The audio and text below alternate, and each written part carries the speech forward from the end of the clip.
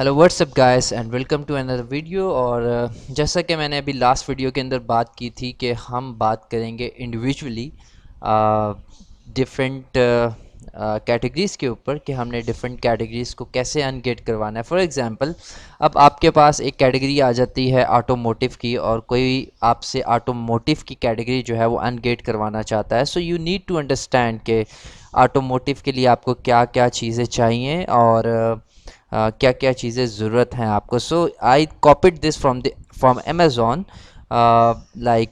from online. So you need all these things to actually ungate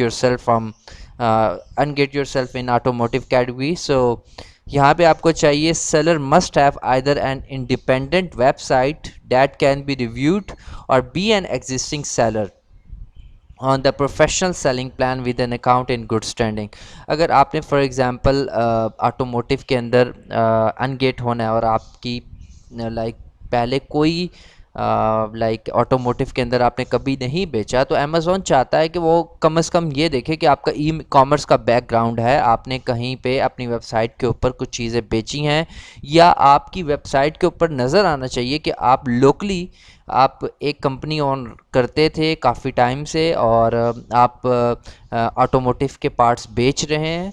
so Amazon इसलिए आपकी website को देखना चाहेगा। और या अगर आप डिफरेंट अमेज़ॉन की कैटेगरीज़ के अंदर बेच रहे थे, फॉर एग्जांपल आप टॉयज़ एंड गेम्स में बेच रहे थे, home and kitchen sports and outdoors के अंदर बेच रहे थे, और अब आपने ऑटोमोटिव का सोचा, तो उससे आप अगर आपका अकाउंट जो है वो गुड स्टैंडिंग के अंदर है, फॉर एग्जांपल आपने अपनी शिपमेंट्स टाइम पे पहुंचाई हैं और उसके अलावा काफ़ी और चीज़ें जो आपने ठीक की हैं, आपका अकाउंट बैड स्टैंडिंग में नहीं है, इंटेलेक्चुअल प्रॉपर्टी का कोई प्रॉब्लम नहीं है, तो अमेज़ॉन विल बी ओके कि अगर आप सिर्फ और सिर्फ वेबसाइट के बगैर भी अगर अप्लाई करते हैं तो अमेज़ॉन आपको ऑटोमोटिव के अंदर अनगेट कर देगा।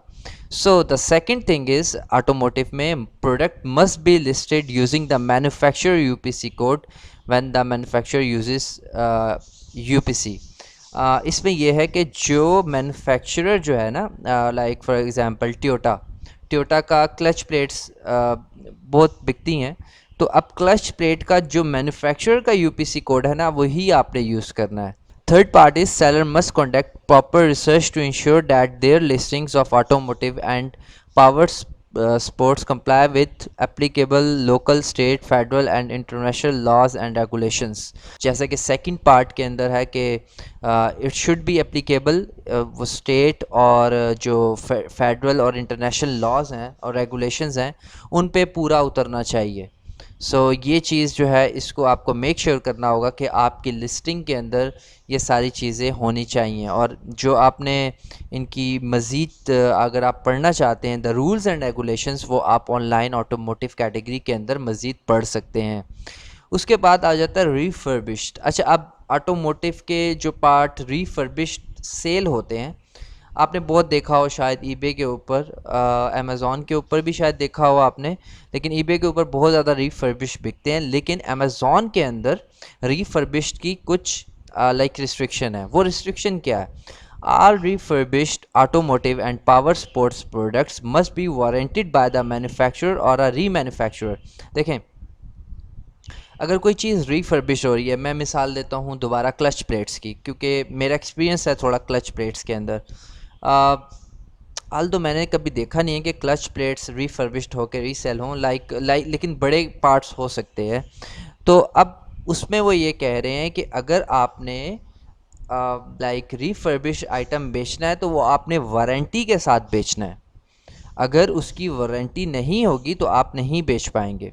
और सेकंड, अगर रीमैन्युफैक्चरर यानी अगर वो पार्ट हो गया था ख़राब, उसके बाद किसी रीमैन्युफैक्चरर ने उसको ठीक किया और उसके बाद उसने गारंटी दी कि 1 साल इसकी मेरी तरफ से गारंटी है, तो वो आपने मेंशन करनी है।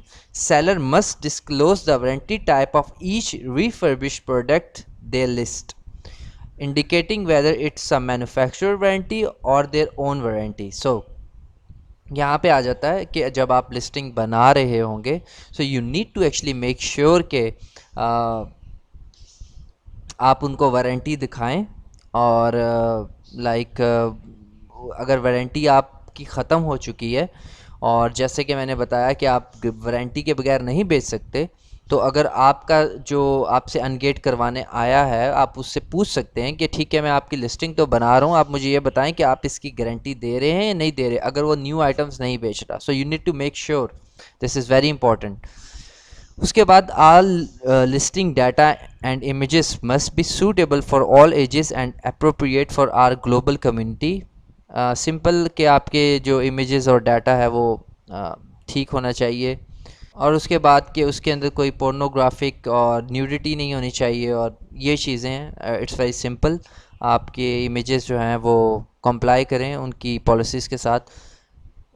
اس کے بعد ہے images must have wide backgrounds and can not contain inset images watermarks اور unauthorized content. So the six point is images must have wide backgrounds, اور اس کے علاوہ کوئی واٹر مارکس نہیں ہونے چاہیے. تو یہ ساری چیزیں ہیں، یہ 6 پوائنٹس ہیں which you need to consider اگر آپ آٹوموٹیو کی کیٹیگری کے اندر جمپ ان کر رہے ہیں.